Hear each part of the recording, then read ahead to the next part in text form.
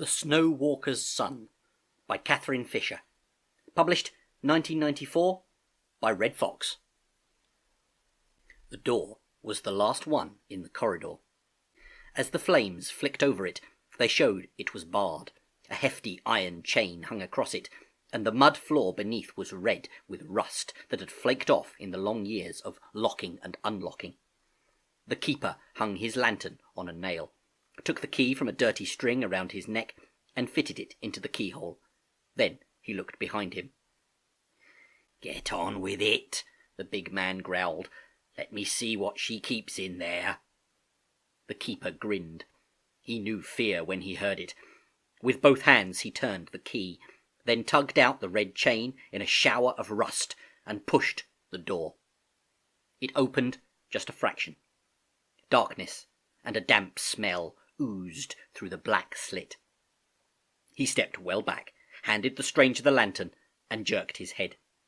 He had no tongue to speak with. She'd made sure he kept her secrets. The stranger hesitated. A draught moved his hair, and he gazed back up the stone passageway as if he longed suddenly for warmth and light. And from what I've heard, the keeper thought, you won't be seeing much of those ever again. Then the man held up the lantern and pushed the door. The keeper watched his face intently in the red glow, and his great hand as it clutched a luckstone that swung at his neck. The man went in. Slowly. The door closed. Outside the keeper waited, listening. No sound came out of the room, and he dared not go too close. For 6 years now he had locked and unlocked it, letting in the witch Gudrun and the sly old dwarf she brought with her. No one else in all that time, until today, this gruff Redbeard.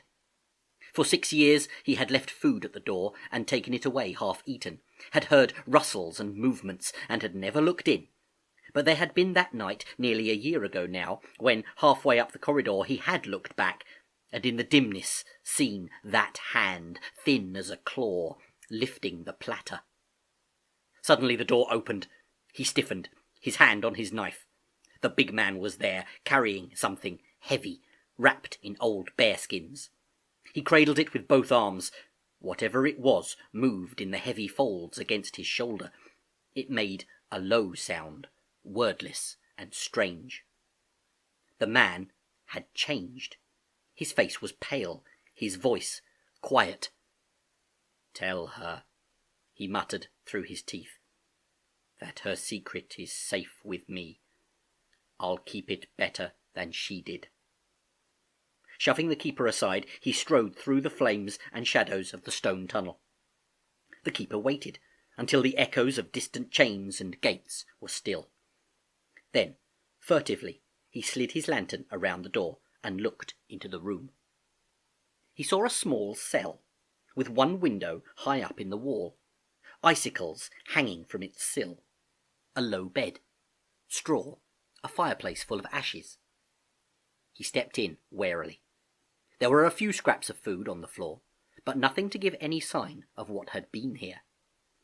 It was only when he turned to go that his eyes caught the patterns, the rows and rows of strange whirling spirals scrawled on the damp wall next to the bed.